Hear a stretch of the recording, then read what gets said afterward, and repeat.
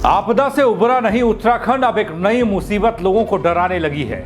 जल भराव बड़ी चिंता का विषय बनता जा रहा है। उत्तराखंड में महामारी के डर ने सरकार से लेकर सिस्टम को हिलाकर रख दिया है।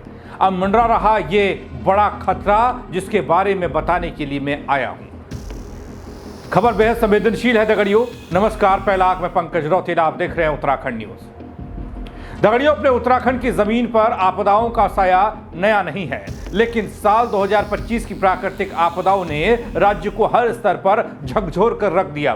प्रदेश में आपदाएं आई और आपदाएं आने के बाद जो निशान बचे हैं उसमें भी तबाही का मंजर दिख रहा है और मंजर डराने वाला है। अप्रैल से अगस्त तक की बात अगर करूं तो भीषण बारिश हुई, भूस्खलन हुआ। बाढ़ ने न सिर्फ इंसानों को नुकसान पहुंचाया, इंसानी जीवन को नुकसान पहुंचाया, संपत्ति को तबाह कर दिया, बल्कि अब इस तबाही के बीच बीमारियां और महामारी के खतरे ने एक और संकट को खड़ा कर दिया है।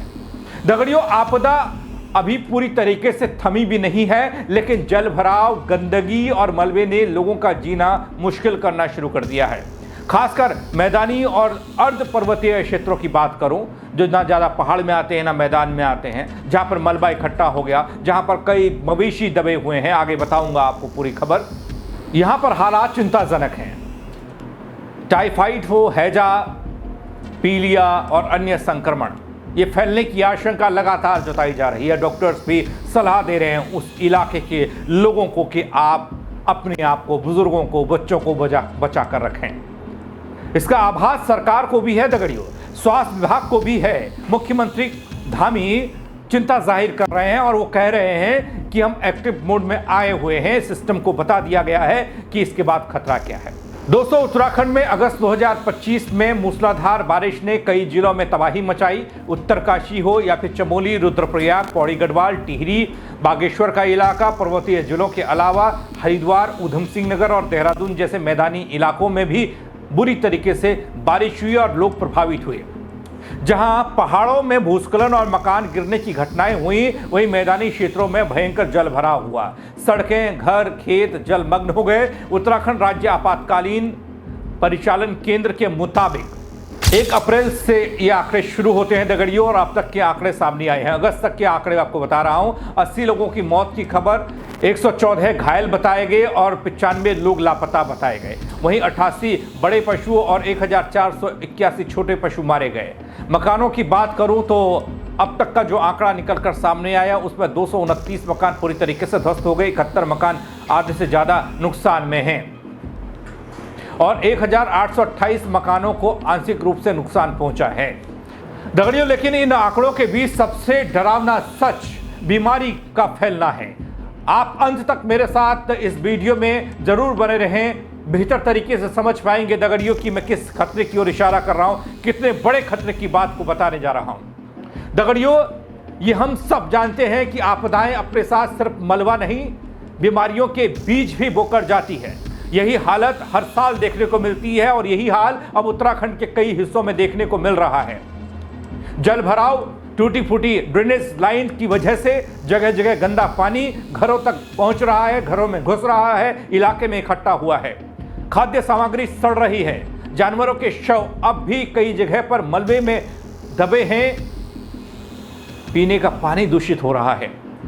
दगड़ियों, डॉक्टर्स के अनुसार आपदाग्रस्त क्षेत्रों में टाइफाइड, कॉलरा, पीलिया जैसी बीमारियां फैलने का खतरा सबसे ज़्यादा है और तेजी से फैल सकता है। डॉक्टर आगाह कर रहे हैं। मौसम परिवर्तन भी हो रहा है। डॉक्टर्स चेतावनी दे रहे हैं कि ऐसी स्थिति में साफ पानी, स्वच्छ खाना और व्यक्तिगत स्वच्छता को लेकर लोगों को सतर्क रहना चाहिए। उत्तराखंड सरकार ने खुद इस बात को स्वीकार किया है, जल भराव और गंदगी के चलते बीमारियां फैलने की संभावना, आशंका ज़्यादा है।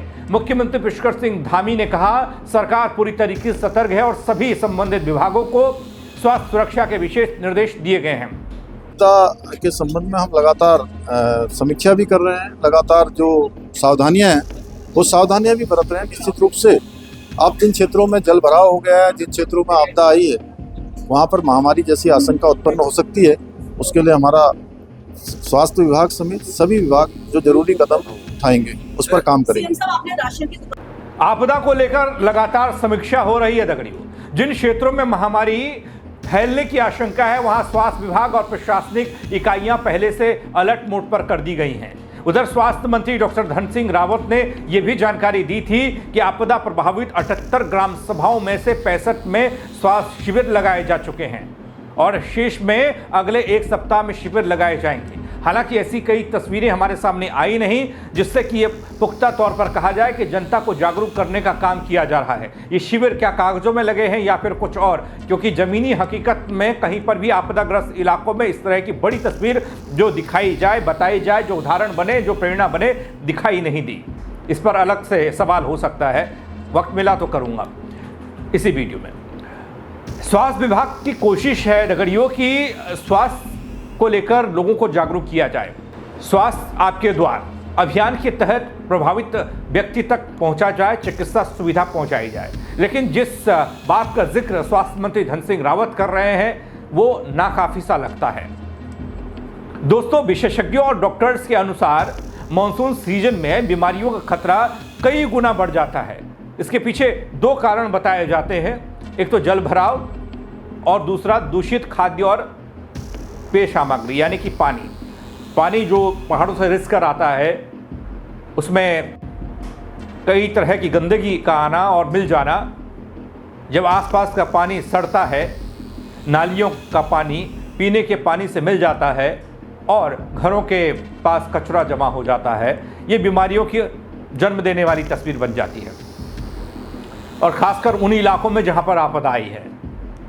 डॉक्टर्स की सलाह रहती है कि इस समय घर का पानी उबाल कर पिए, घर का ही पानी पिए, बाहर की चीज़ें खाने से बचें, छोटे बच्चों को बाहर गंदगी में न जाने दें, साथ ही हाथ पैर साफ सुथरे रखें, हाथ धोकर हमेशा भोजन करें। विशेष ध्यान रखे जाने की बात की जाती है और साथ ही बासी खाना नहीं खाने की डॉक्टर सलाह दे रहे हैं दगड़ियों। सरकार दावा कर रही है कि हर गाँव, हर प्रभावित इलाके में टीमें तैनात की जा रही हैं। ये एक पहलू हो सकता है इस खबर का। दवाइयाँ, ORS, क्लोरीन टैबलेट्स और मेडिकल किट बांटी जा रही है, लेकिन ज़मीनी सच्चाई मैंने कहा आपको कि कुछ ऐसा दिख नहीं रहा है। सच्चाई से परे ये बातें लगती हैं। कई गांवों तक अभी भी सड़कें टूटी हुई हैं। अब कैसे वहां तक शिविर लगाने के लिए डॉक्टर्स की टीम को भेजेंगे पता नहीं। बिजली पानी की आपूर्ति बहाल नहीं हो पा रही है, ये चुनौती बनी हुई है। कई इलाके ऐसे हैं मेडिकल टीमों का वहाँ तक पहुँचना बहुत कठिन लगता है, सोचकर ही कठिन लगता है। आप समझिए इस बात को कि स्वास्थ्य मंत्री धन सिंह रावत क्या कह रहे हैं। वो शिविर लगाने की बात कह रहे हैं, वो तो कह रहे हैं लगा भी दिए हमने। 78 में से 65 गाँव में शिविर लग पाना इस बात का संकेत है कि सरकार के प्रयासों और वास्तविक ज़रूरतों के बीच एक वास्तविक फासला अभी भी बना हुआ है।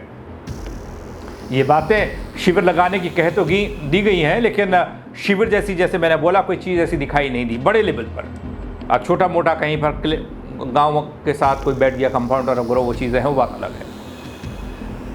अब उत्तराखंड के सामने ये वक्त सिर्फ एक पुनर्निर्माण का नहीं, फिर से उठ खड़े होने का नहीं है दगड़ियों, संक्रमण रोकने और जन स्वास्थ्य को बचाने का भी है। यदि समय रहते सफाई, चिकित्सा जागरूकता का दायरा बढ़ाया नहीं गया, या फिर खाली सिगुफे छोड़े गए, या फिर जुमले गढ़े गए, या फिर कह दिया गया कि मैदान से देखिए पहाड़ में तो शिविर लगा दिए गए, लेकिन लगे कहाँ ये बताया नहीं गया, ये दिखाया नहीं गया, तो फिर गड़बड़ है। इस आपदा के घाव और भी गहरे हो सकते हैं ऐसी चीज़ों से। जहाँ लोग अभी मलबे से अपने घर खोज रहे हैं, अपनों को खोज रहे हैं, वहीं अगर बीमारी फैल गई तो अस्पताल तक पहुंचना एक और आपदा जैसा हो जाएगा।